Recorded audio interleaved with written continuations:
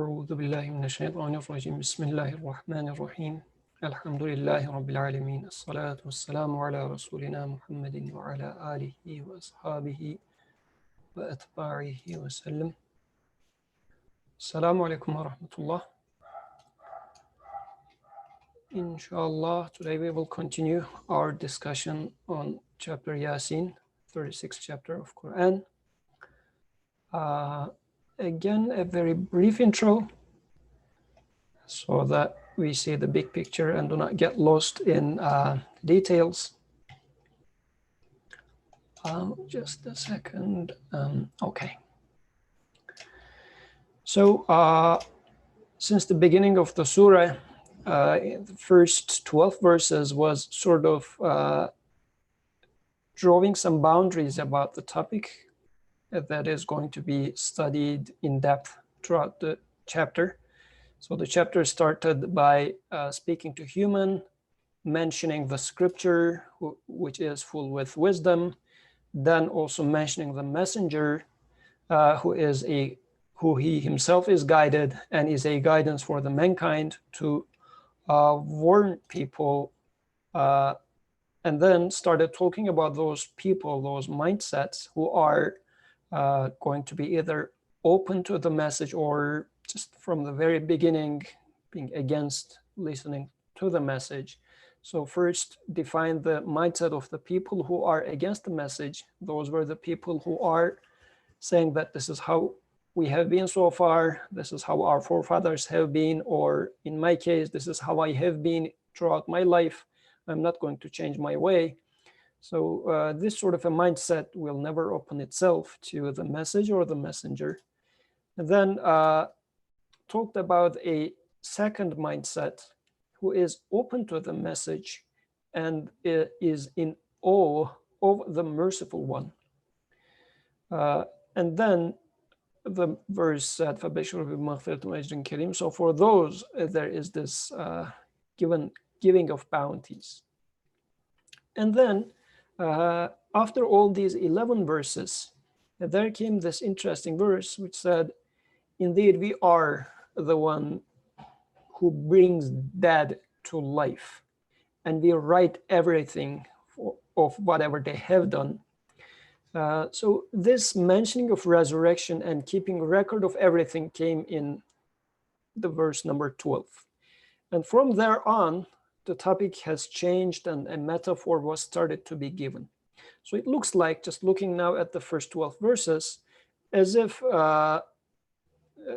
we go through again quickly, scripture, revelation, scripture to messenger, and human being guided, and eventually with a single verse, but as if building up everything to tell us about this specific verse, which is resurrection, human's resurrection. So then came verses like a story to motivate us about why, or the mindset of those people who are against the messenger or who are following the messenger was told us within a story, within a parable. And in there were 3 messengers. Then people rejected them on the basis that those messengers are just like them. And also the merciful doesn't reveal anything down anyways. So they were categorically against the messenger and also the possibility of the idea of message. But then after these 3, a fourth one came. This was just a man among them. And then this man also repeated, but in a way that it's going to be from them, because this man was from the town, from this city, but he was coming from the boundaries of the city. So he was not really having any title, anything of this sort. So he was open to the message. Then he reminded of those people to follow the messenger because they're not asking for anything in return. And then as he mentioned messenger, he started talking about worshiping. So as if while they were discussing this with the messenger, who then the message that comes with the messenger comes, how do I respond to my creator? So this person mentioned that. Then Again, at the end of this metaphor, this parable, came this part which says, we told to him to enter to the paradise, to the garden. So this person who listened to the message of the messenger, took it to his heart, started, while we were discussing this is how we interpreted it, started seeing the existence as like an eternal bliss. While on earth, you enter to paradise if you take the message of the messengers serious. So again, at the end of that, so this metaphor was also capturing all the verses within the first 12 verses. So it started with message and the messengers, mindset of two types of people who rejected, who accepted, and then at the end, entering into paradise, like an eternal life, eternal bliss happening for this person. So after finishing this, last week we started like, if you like, the aftermath of this parable.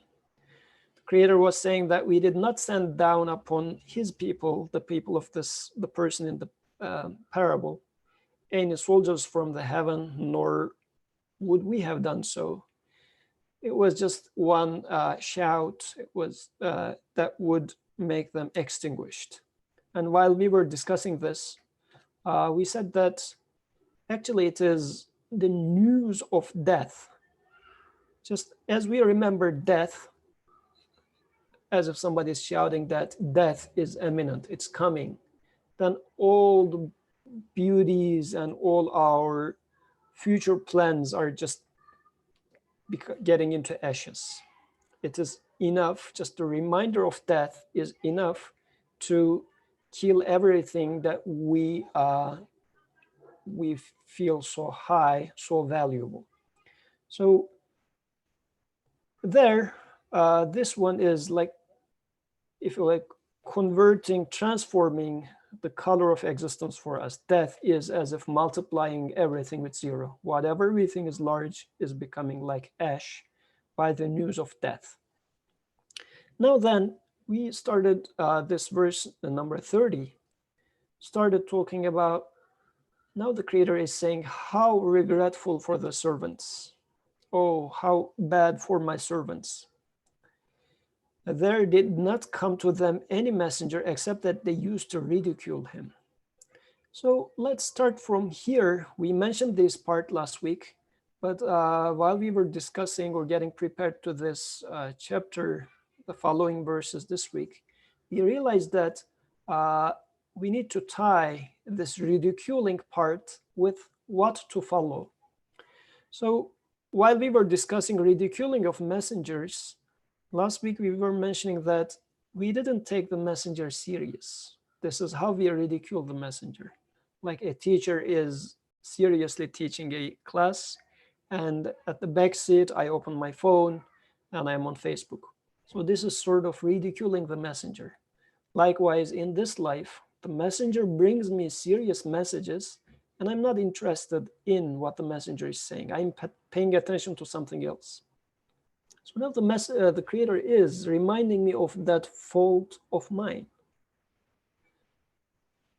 So, but what does the Creator provide as a response to this ridiculing of messengers? So not paying attention to messengers, and as if the Creator is now bringing in death as a outcome of, as if saying, if you keep ridiculing messenger, you know what's awaiting you. So it's a serious matter, but you take it so lightly. As if,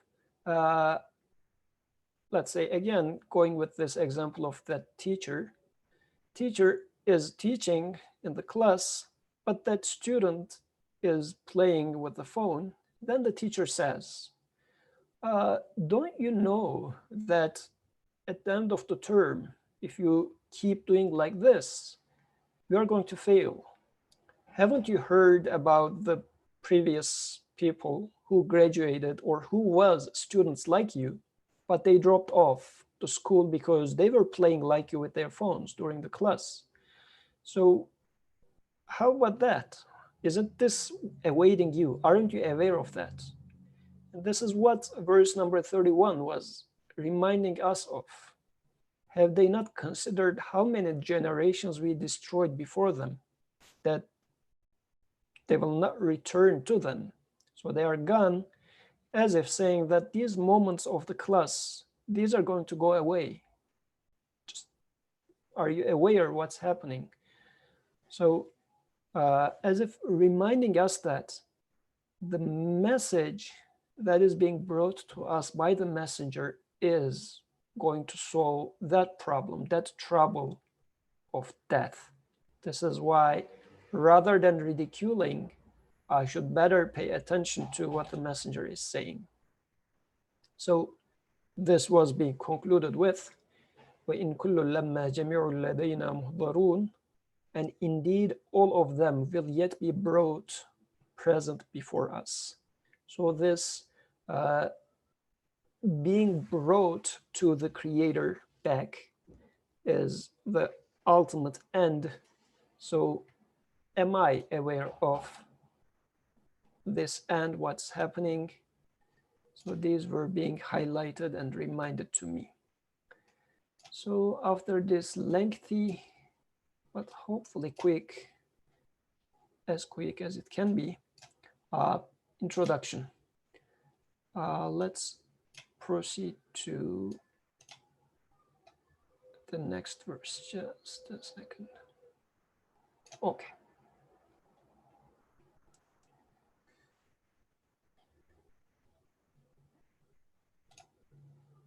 Okay. So then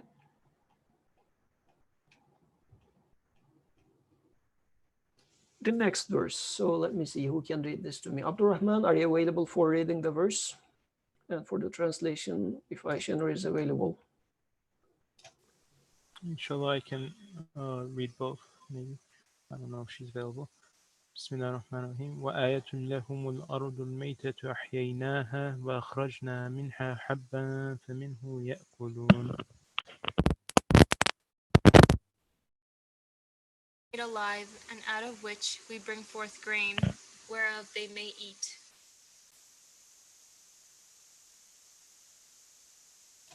Let's keep reading. Let's read it once, then we will come back. وجعلنا فيها جنات من نخيل وعناب وفجرنا فيها من العيون ليأكلوا من ثمره وما عملته أيديهم أفلا يشكرون. And how we make gardens of date palms and vines grow thereon, and cause springs to gush forth within, so that they may eat of the fruit thereof, though it was not their hands that made it. Will they not then be grateful? سبحان الذي خلق الأزواج كلها مما تنبت الأرض ومن أنفسهم ومما لا يعلمون. Limitless in his glory is he who has created opposites in whatever the earth produces, and in men's own selves, and in that of which as yet they have no knowledge. Jazakallah khairan. So let's go back. So after saying that they are going to come back, so in verse number 32, and indeed all of them will yet be brought present before us. So then came this verse, وَآيَةٌ لَهُمُ الْأَرْضِ. So, and yet they have a sign in the lifeless earth, which we make alive. أَحْيَيْنَاهَا وَأَخْرَجْنَا مِنْهَا حَبًّا, and out of which we bring forth grain. فَمِنْهُ يَأْكُلُونَ, whereof they may eat, or they keep eating, they keep benefiting from.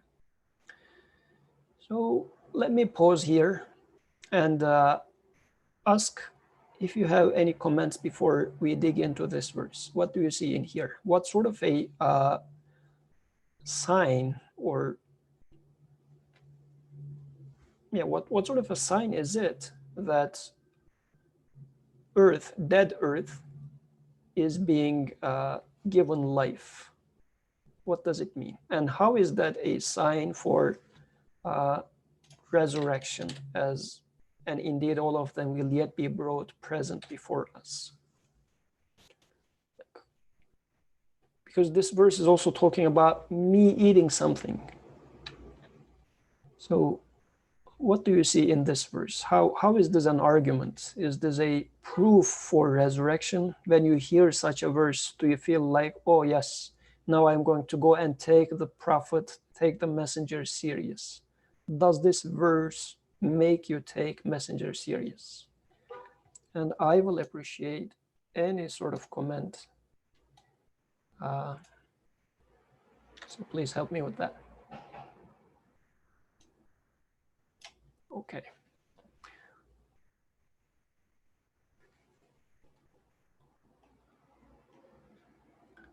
I am looking for the name list. No hands yet. So while waiting for you guys, what I see in this verse. So let me start. So now what I see first of all in this verse is the Creator is speaking about signs for me. Like in this verse, since the context was talking to the ibad, to the worshippers, to the servants of the Creator. So to the extent that I realize I am being given life, I am being given existence. So the Creator is saying that I am talking to you. And to you, like the ayah, signs, the speech of God, scripture is ayah. But also he says, look at the dead earth and how it is being given life.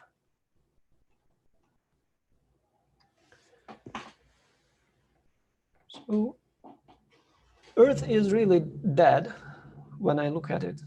But in terms of life being given, so like as in this picture, this is what I do see. Like those small plants are sprouting from earth.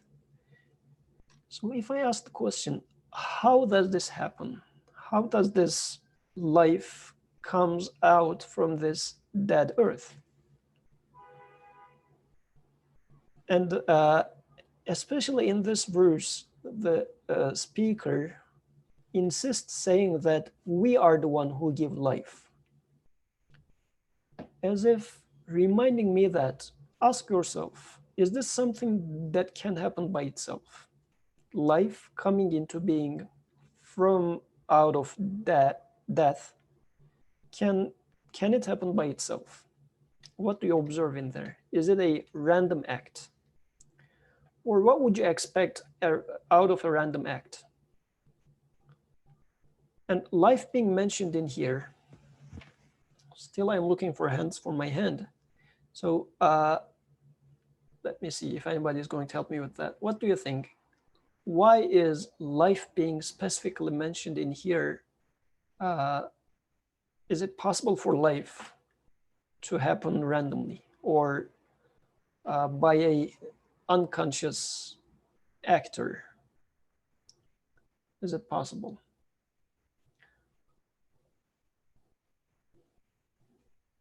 Okay, still no one is responding today. Too bad. People, please just speak a little bit more. Anyways, until you speak, I'll keep talking then. I'm not going to ask for hands. So, okay, great. After this much of push, so finally we get a hand. Go ahead, Brother Birkan. Salaam alaikum. Can you hear me well? Not too well. You're a little bit Okay. distant. Just a second. How about now? It's good now. Okay.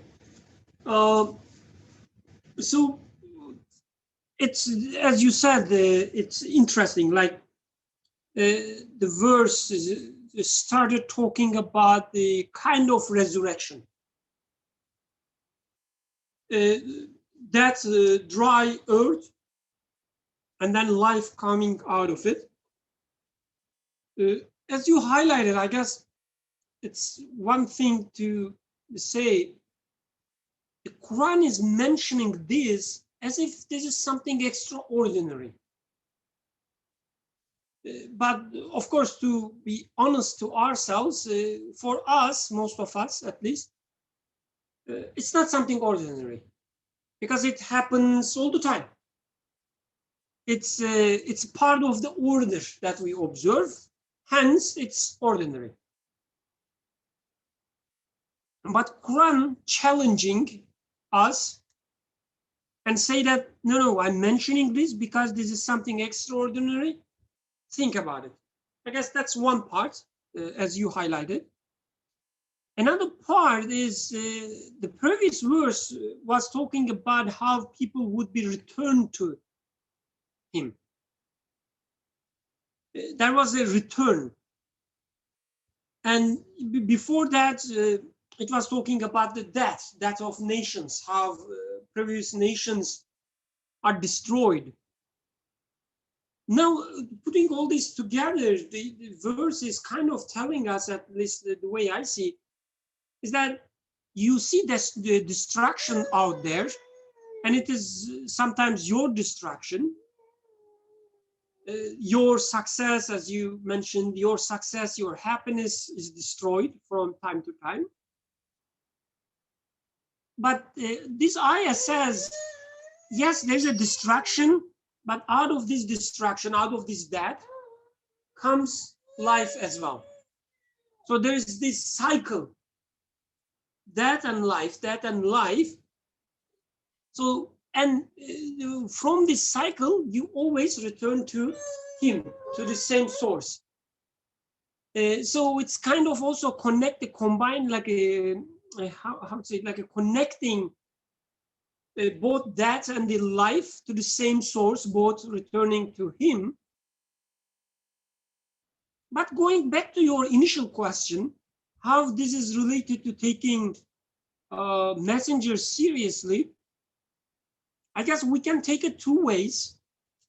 One way is you think, like one way we can interpret it as ayah is telling us that you think you can live your life by yourself without returning to us, without having any responsibility, without having any sense of being judged.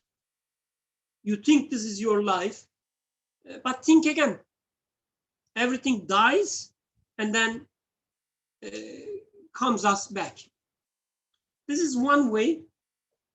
As you gave the example of the student talking about what will happen and what awaits you. Another way, I guess we can say that the ayah is telling me that if you follow the message of the messenger,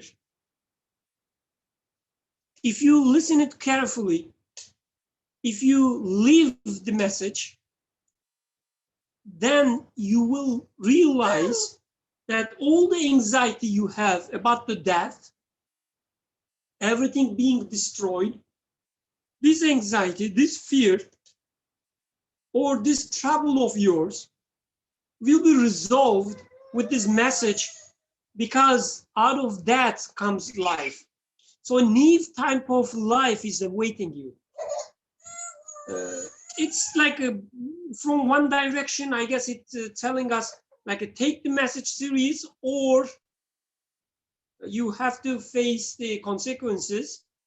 Or another way, take the message serious because it will be your salvation. It will be your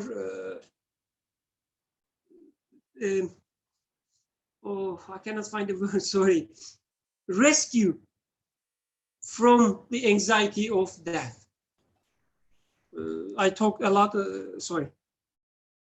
So it's going to transform your world. Death is going to become something else. So initially it was something that is annihilating me, but if I take the message serious, actually that message that the messenger brings is transforming death into something like I observe in this picture. Because what's happening in this picture is a dead seed is coming back into life. In a sense, a seed is dying, but a new plant is being brought back to life. So likewise, I am dying for this world, but a new life is starting. And also, I guess we can extrapolate this. Death is, if I take the messenger's perspective, death becomes, if you like, sibling of life. Without death, I wouldn't be able to experience life either. Actually, through death, I am experiencing eternal life. What I mean by that. So for instance, if you go to cinema, you're trying to watch a movie, you entered and there is a still picture, might be of the most beautiful scene, but it just stays there. A single frame, just standing in there, not moving, it's just a single picture. What would happen? I would say, so what? I am here for observing a live motion. I am not in here to see a still picture. So even when we say a live motion, what we mean is one of the frames is going to disappear from the screen and the next frame, which is slightly different, is going to come. And as this keeps happening, it's going to become a live motion, like a movie. So likewise, in this life, frames are changing constantly. And every frame is dying and a new frame is being created immediately. So this is how this life is happening actually. But if I take this as it happens by itself or randomly or by chance, then there is an ultimate death that awaits me. And also all the moments that died is gone for good, which was what we have been discussing for the verses 31 and 32.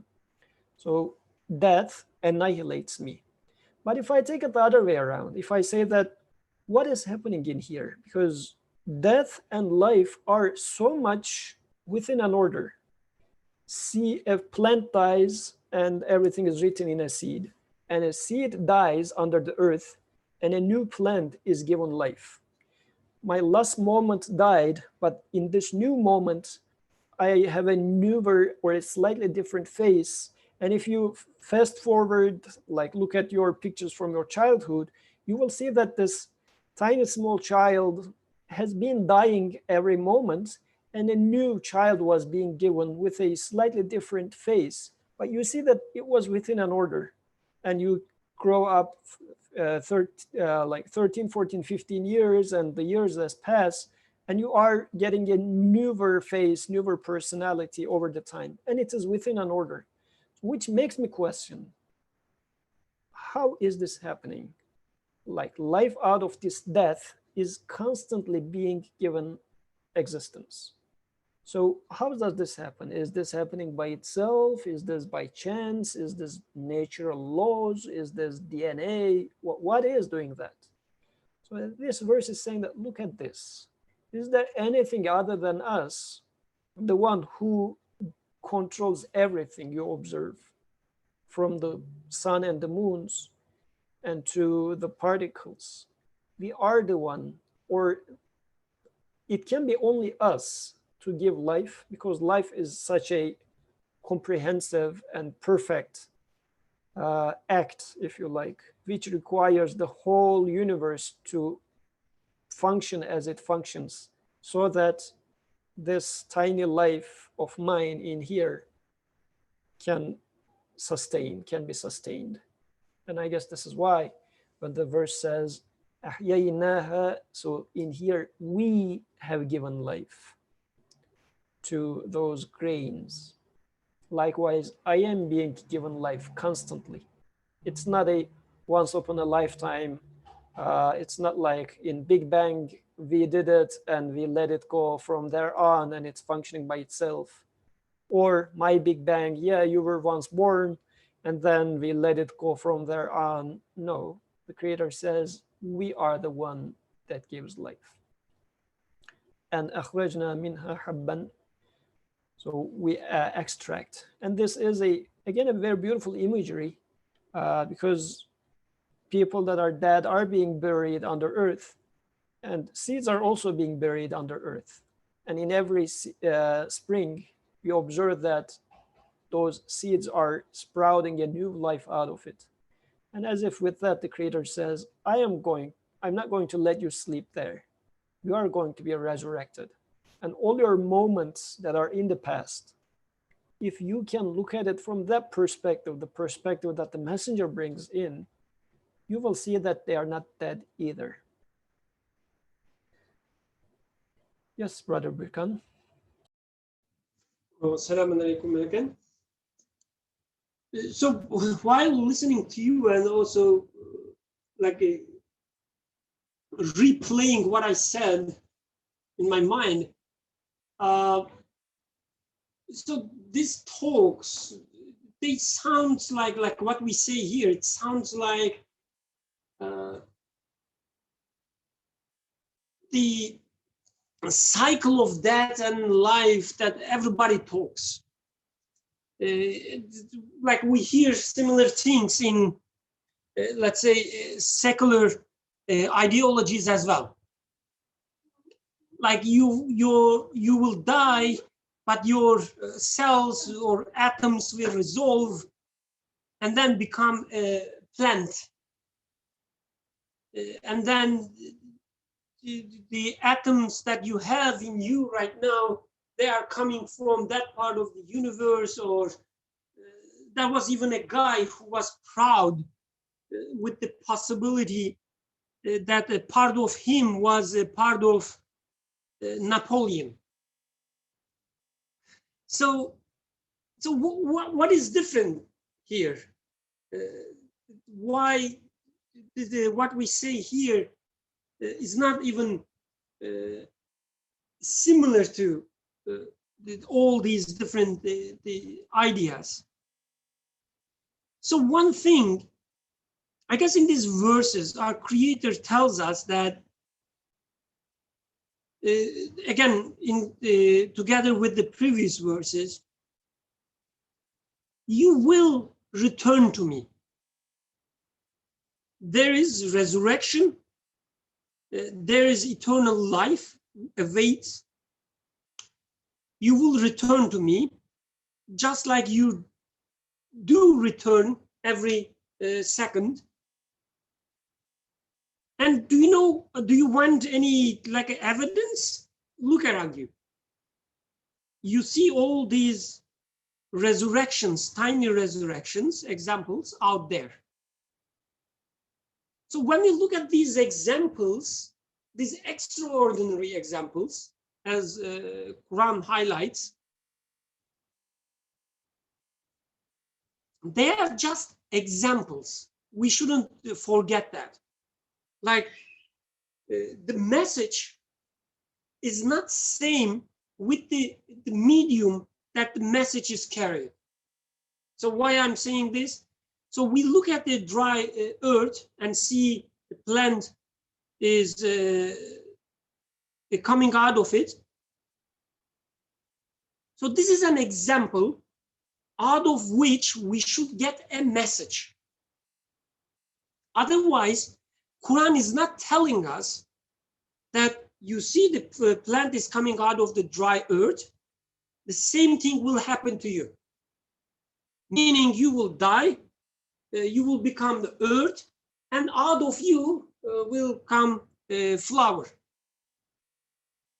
This is not what Quran is suggesting. Quran is suggesting, look at this example and think what it reminds you. What desire you have inside, what feelings you have inside, which fits with this example. And read this example, take it as a messenger, read it, and out of it, you will know about your resurrection. So the difference between other ideologies and, Quran, then the other ideologies will take the example as it is and say that this is the reality. Rain falls down and plants get, sorry, their water, and this is the reality, they would say.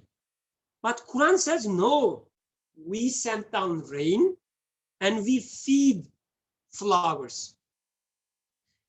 The same thing here. Quran wants us look at these examples in our reality, in our daily life, and read them. Don't take them as they are. They are just examples. Do not get lost in them, but read the message. And what message is in this case? Message is the resurrection is out there. Life after death is out there. And this is what you are looking for. So when we read the verse as like this, instead of, again, getting lost with the messenger, the example, but instead try to read the message, then we are not ridiculing the messenger anymore. And because we are not ridiculing the messenger and reading the message properly that it carries, the message we will read out of it will resolve our fear of death, will resolve our anxiety of death. Otherwise, if we just ridicule the messenger and say that there's no message out there to read, we will at most say that we will become flowers. I don't know how great it is. Thank you. Yes, so this was an important reminder. Jazakallah khair. Yeah, so the way Quran talks about these examples is for the purpose of how they point to their creator. Otherwise, Quran is not talking about things for themselves, as not things as they refer to themselves. It's not giving us a mere description of how a plant comes out of earth. Rather, it says, look how it comes out of, and again, underlining how in here, the way it comes out of the earth would tell you that it is being given life by us. And this is the purpose of it coming out of dead earth, because life is being created right there in front of my eyes. And actually, this is an important reminder for myself, because maybe 10 years ago or more, I remember having this conversation with some friends. We were questioning, is there any example of creation, quote unquote, out of nothing? Because we thought that creation is something that happens only in Big Bang or something like this. It was so far back then, to my understanding, as if creation is just happening in terms of renewal or reuse of material. This was the way I was understanding how creation happens. But this verse is very beautifully actually saying, don't you see that we are constantly giving life to death? This is something that's happening right in front of your eyes, out of nowhere. Even if you bring together those particles, it's not going to make life, but you do observe life everywhere around you. So I guess this would be the easiest and simplest example of creation taking place right in front of my eyes at every moment.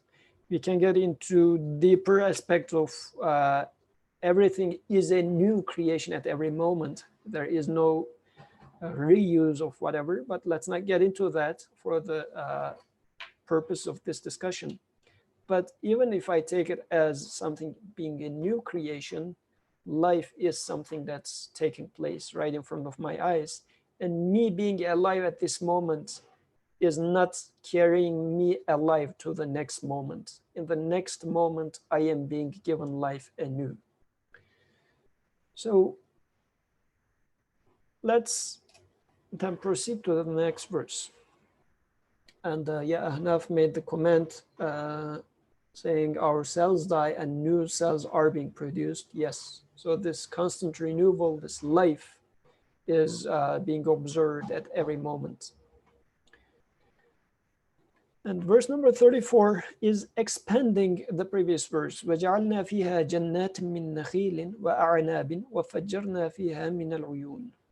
And how we make gardens of date palms and wines grow thereon, and cause springs to gush forth within it. So, and also I'm going to read verse 35. لِيَأْكُلُوا مِنْ ثَمَرِهِ وَمَا عَمِلَتْهُ أَيْدِيهِمْ أَفَلَا يَشْكُرُونَ. So that they may eat of the fruit thereof, though it was not their hands that made it. Will they not then be grateful? So it started with a seed, like something small, and then started talking about gardens of date palms, and also grapes. And these two are really interesting fruits, because they both are plants that come out of dry earth. They don't like very moist climates, actually. The lesser the water is, the more tastier those two plants are. So in this regard, they are truly like miracles, if you like. So out of a dry earth comes out, again, sort of a dry fruit, which is date palm, but also a very opposite to that, a very like watery, as if small, very small packed water packages is the grapes. So this coming out from dry earth is something very contradictory. You wouldn't expect such a thing. When you observe it, you would say, well, truly this is like a miracle. This is what I am seeing over here. I guess the reason we don't take it as a miracle is if you keep seeing it, you don't take it as extraordinary. But if we take the real translation of miracle, as Quran would say, like mu'jiza. So in Arabic, miracle is mu'jiza. Mu'jiza is the word which says it renders you incapable. So when you see it, you say, well, this is beyond my capacity. This is also beyond the capacity of that tiny seed. This is beyond the capacity of earth. This is beyond the capacity of anything. We are not able to make neither a date palm or a grape. It's beyond our capacity. So we are incapable. We are ajiz in this sense. So then there must be a maker, though, who is giving life to these and also giving me life with these. And it's very interesting. The last part of the verse I really liked. وَفَجَّرْنَا فِيهَا مِنَ الْعُيُونِ, and cause springs to gush forth within it. So this reminds me of a miracle of Musa alayhi salam, Moses. So when he hits the earth with his staff, water gushes forth, and this is a miracle. Even if it happens today, we would say, wow, this person is a messenger, or this is something extraordinary. So two things comes to my mind in here. First, as if each wine, each grape tree is like such a spring, because in this dry earth comes out this tiny pipe, and as you can see in this picture, this is how a grapevine looks like. It's just this not very thick branch. It is being hit to earth, and as if it is extracting water from this earth for me. So it's like a spring gushing forth to me through this earth by using this very interesting and very incapable branches. They don't know me. They have no knowledge that I am in need of water in this tasty form. So the Creator is saying that it is us who opens up these eyes, like spring in the Arabic word in here is ayn, uyun, which means eyes or water spring. We are the one who opens up this water gushing forth from earth in the form of a grape wine. And also another way to take this is when the water is literally gushing forth from earth, we take it something as very random. Like, yeah, of course, water was there, trapped in there, and it has to come out from somewhere. So it just comes out from here. There's nothing extraordinary about this. But when the Creator says, we are the one who gushes forth water from underground for you, how do I know that? The next verse is actually highlighting how I know that. Because he says, لِيَأْكُلُوا مِنْ ثَمَرِهِ وَمَا عَمِلَتْهُ أَيْدِيهِمْ. So that you may eat of the fruits of these or drink the waters of these springs. Don't you see that this is the purpose? This is the end result of it. So I guess maybe due to getting used to it so much, or also the way we have been trained in our education so far, we tend to take it as it just happens by itself. And since these are so favorable things happening all at the same time, naturally by random, that we ended up being alive. Like as a natural result of all those favorable things happening all together, naturally it happens that we ended up being alive. But the Creator is saying in here that, don't you see that the purpose is for you to eat something? So let's give an example. If I were to go somewhere and like somebody invites me, so let's give even a trickier example. Since the population is relatively younger, the population, our attendees, it might make more sense for them. Let's assume in your days that you were single, because I see that most of them are married, but there is 2 single names in there as well. Good. So let's assume the ones that are married remember your unmarried days, and the unmarried guys are already in a good case for that example. So let's say you are going to somewhere, and somebody of the opposite gender is as if everything is somehow your path is intersecting with that person constantly. As if you are going somewhere, you see that, oh, that person is in there. And then you see that that person is wearing in a certain way which attracts your attention, or makes a comment which attracts your attention. And you ended up getting married at the end, or even before getting to there. So there is this possibility which might, in this case, worry you. Isn't this too good to be true? Like by random, our roads are intersecting, keeps intersecting. Or would you say, well, this is beyond chance, I would say.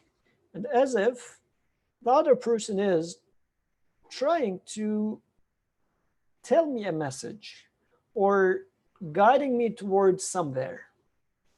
This is too good to be just by chance, or, well, it doesn't even happen in movies.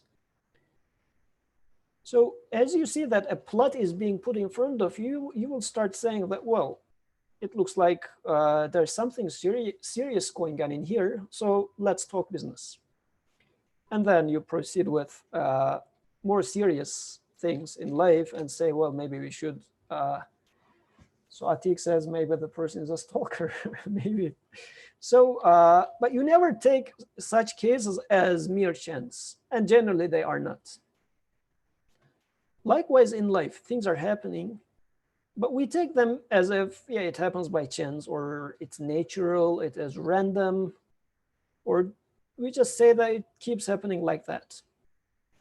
And yes, Abdurrahman says he agrees. Yeah, Abdurrahman, I'm glad you finally realized.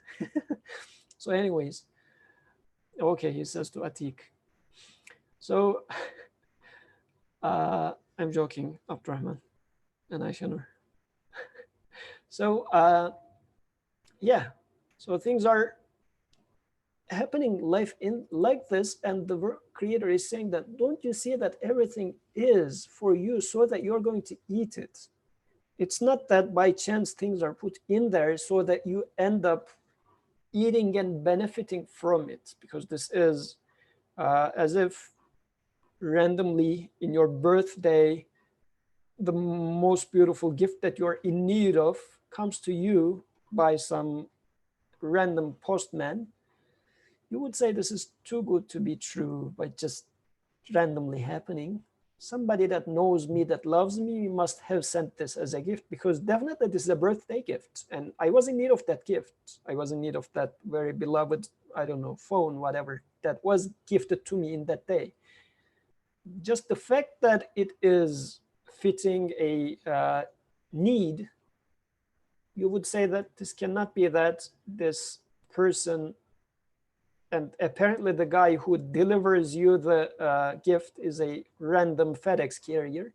You would say that it cannot be that this person is the source of that gift. Somebody who knows me, who loves me, must have sent it to me. Likewise, in this verse, it's saying by reminding me that لِيَأْكُلُوا مِنْ ثَمَرِهِ, so that you eat from it, reminds me that all of these were being done by the one who knows me, who loves me, who wants to give me a message. وَمَا عَمِلَتْ أَيْدِيهِمْ أَفَلَا يَشْكُرُونَ. So although I haven't done, it's not a product of my hands, I am being provided with all these. So this verse ends with أَفَلَا يَشْكُرُونَ. So aren't you going to be grateful? As if everything has been done, being delivered to you, so that you are going to be aware of it and be thankful for it and respond back. So yes, Abdurrahman, please go ahead. Assalamu alaikum. I'm going to make it more of a general comment about these verses and something what we read. But like this gratefulness, I think it's all like, this is like the core of it, this being grateful. In the previous verses, we were talking about how it's such a pity, like woe on them that every messenger that comes, they ridicule it. And then it went into how, Brother Rikan explained it well, where it was like how, there are things in our lives that could be dead, or the earth is dead, and then like, a flower comes out of it, maybe not physically, but in your life, a type of flower comes out of it. And just some examples that came to my mind when I was reading this and reading up to now, and like this grateful word also encompasses that as like the Prophet Prophet's life, where when I from the outside look at his life, for me it seemed like, the Arabian desert, that's one dead earth, and then the culture they had, that's another dead earth, and then apparently the Prophet he came out of that like a jewel type, like he came out of that as he came out of it as like a one that was able to read the universe, that was able to make sense of the universe, that didn't live in a wasteful way, wasting all the meaning and all the beauty that was around him. Instead, he came out as this very beautiful, worshiping, meaningful abd. And throughout his life, he experienced like, I mean, when I look at his life, the story, like, he experienced many, you could say,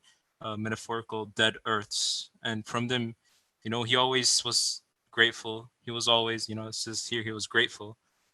He was always, you know, satisfied and content with his Lord. He always asked from his Lord.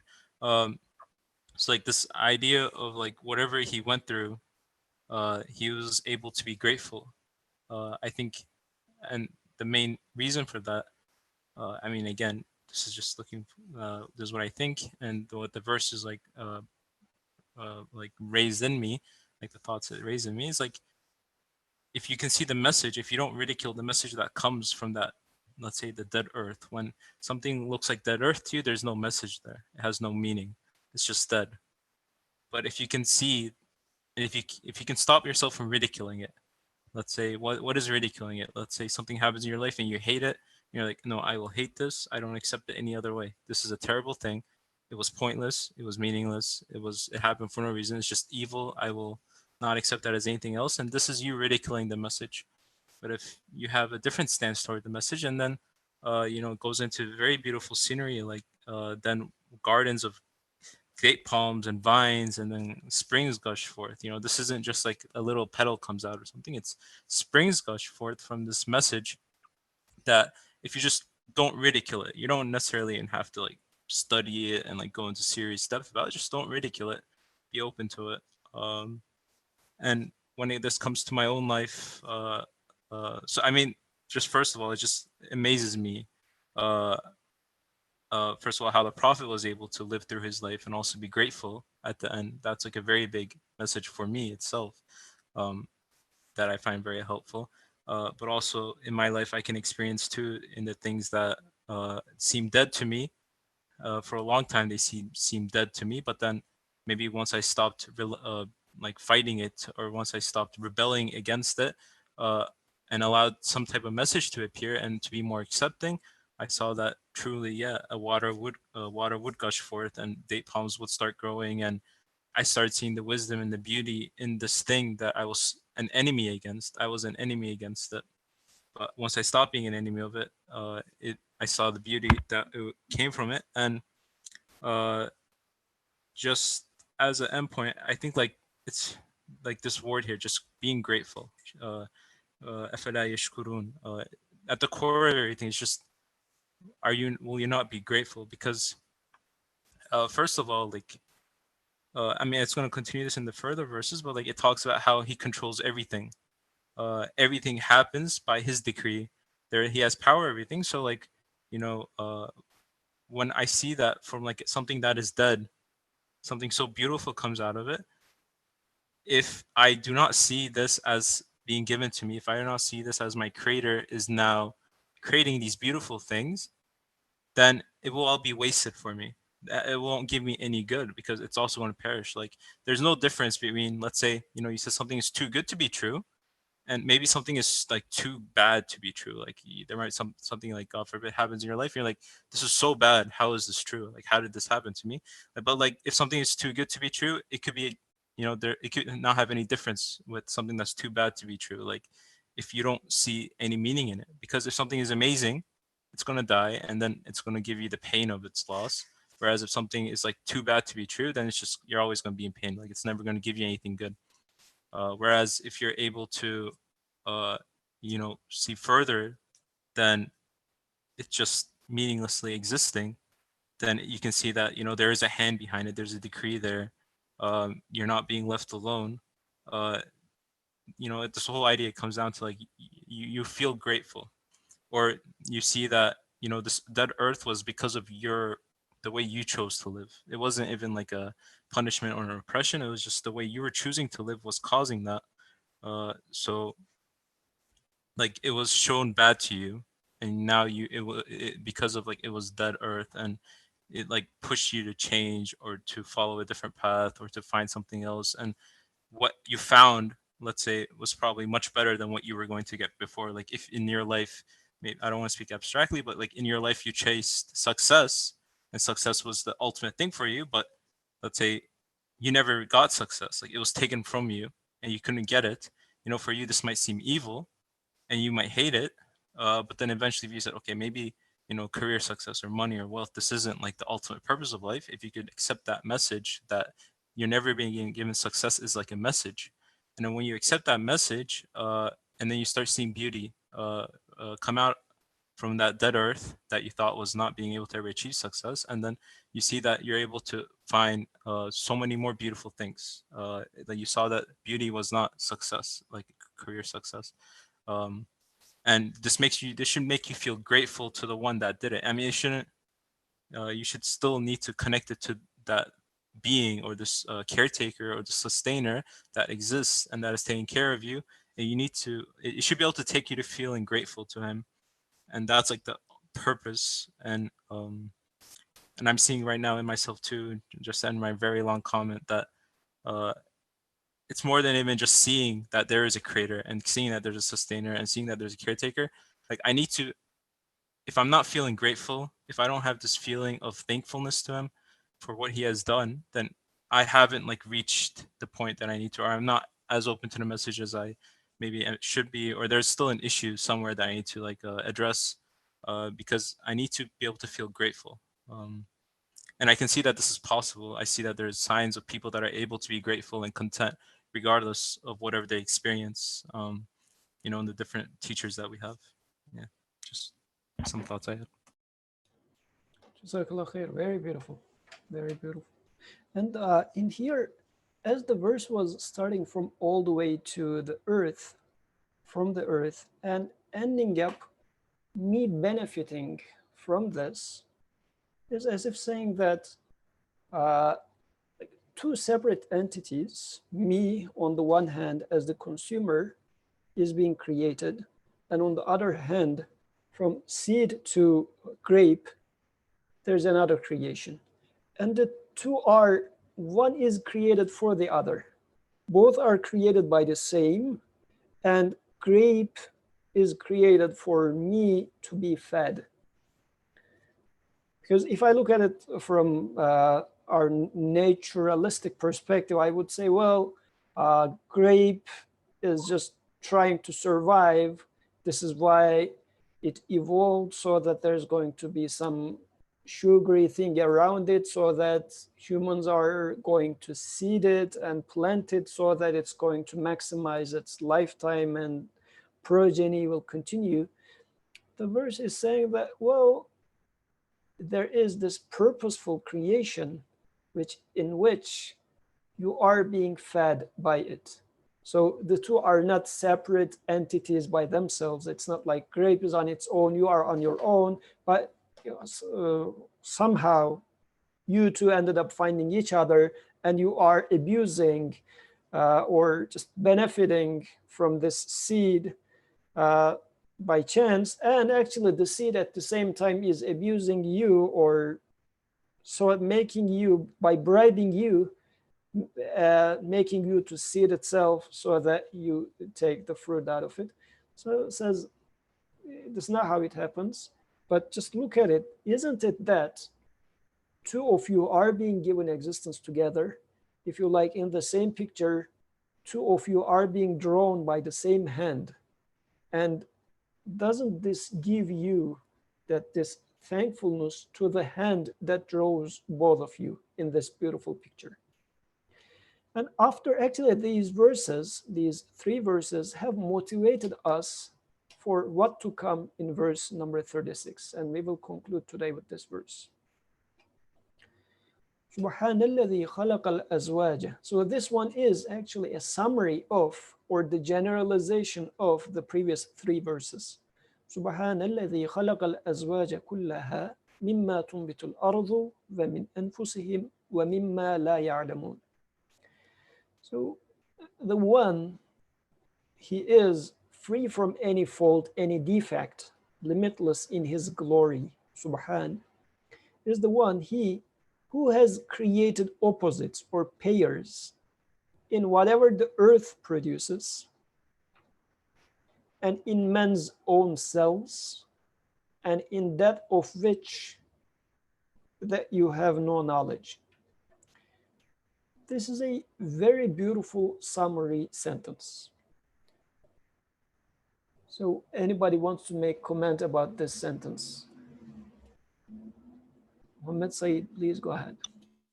Assalamu alaikum. As soon as you put it in this form as a question, thank you very much, by the way, for all the comments. I'm so thankful to hear. The verse, I think it was the 31st verse, was bringing this ehlekna, the we destroy. There are things being destroyed, and I'm being told they are being destroyed, as well as I think in 33rd it says ahyayna, we give them life. As I observe the things coming into life, they are being given life. So I think this is the opposite. This is the pair that I already observe, and I can conclude easily that none of these actions, destroying or coming into life, can be kept up by anything in the universe. It's basically in each moment is possible by referring to a the one who keeps them up, the one who keeps us up in each moment. There's nothing else to be taken as the sustaining one, as the life-giving one. And I think human life is basically, in a nutshell, my life is exemplified, or can be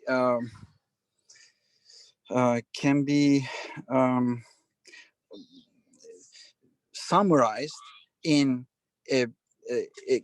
coming and leaving, coming and going. Or in my experiences, there are things that I am trying to reach, and there are things that I am trying to be away. And so I feel that the universe, as it was presented in the verses before, it becomes an imagery for me to see that each moment there's nothing that can come or go by itself. It is a sign. All of comings and goings are signs for the one who is operating in.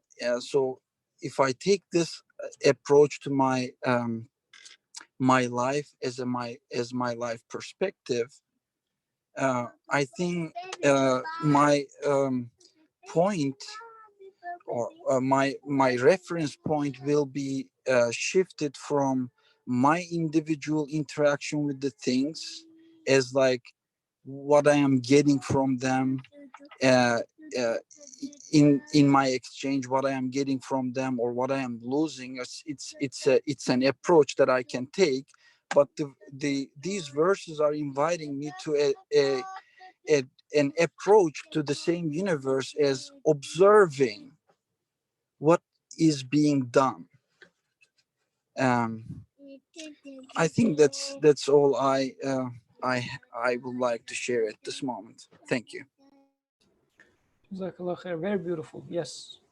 So as you said, it started with the real contrast that we have been seeing was death and annihilation. And on the other hand, we are reminded of giving of life. And actually, this is the very thing that makes us puzzle. Death is our ultimate problem. Why am I dying? Why those beautiful moments are dying? And why my very plans, future plans, are eventually going to die? Why is this happening? Like, even if when I look at my little daughter, looking at her youth, her freshness, I think of my own death, and even sometimes of her death eventually. I mean, may Allah give her longer life than mine, but even if she is going to outlive me, she's going to die. So this is a very upsetting picture.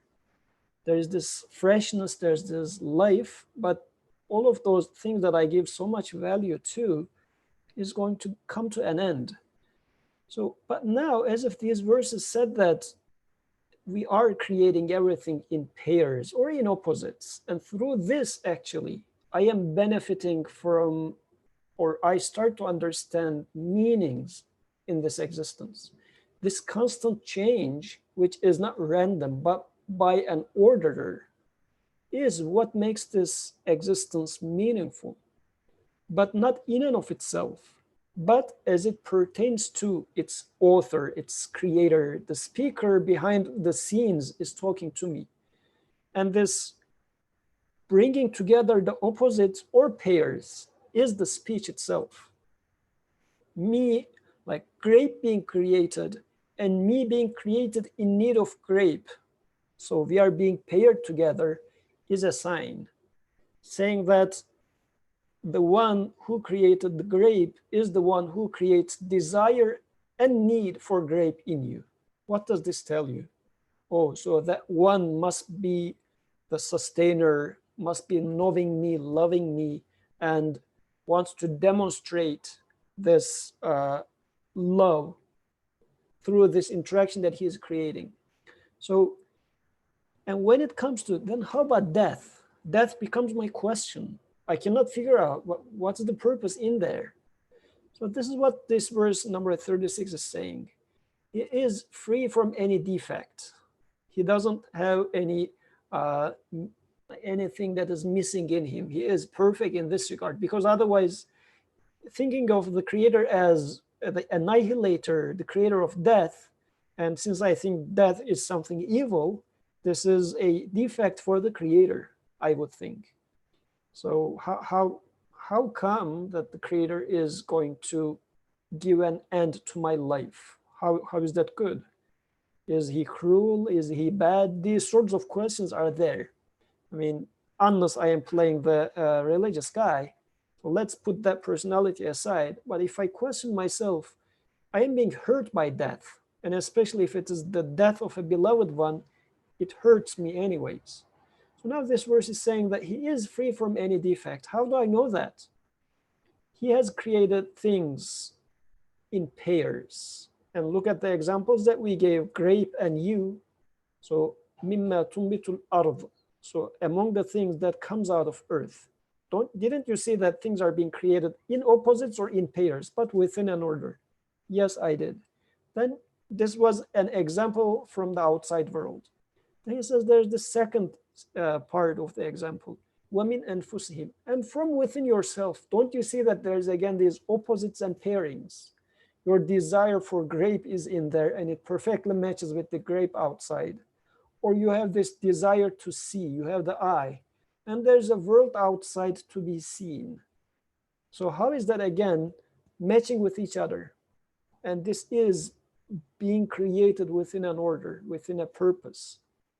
And I can see that, yes, I agree with that. Then, وَمِمَّا لَا يَعْلَمُونَ. And there are things which are again created in pairs, but you are unaware of. So just extrapolate the same pattern as if this verse is saying. Couldn't you see the purpose in death? Apply, because death is being paired with life, and see everything else in this existence was paired and with purpose. So look at death with the same purpose perspective as well.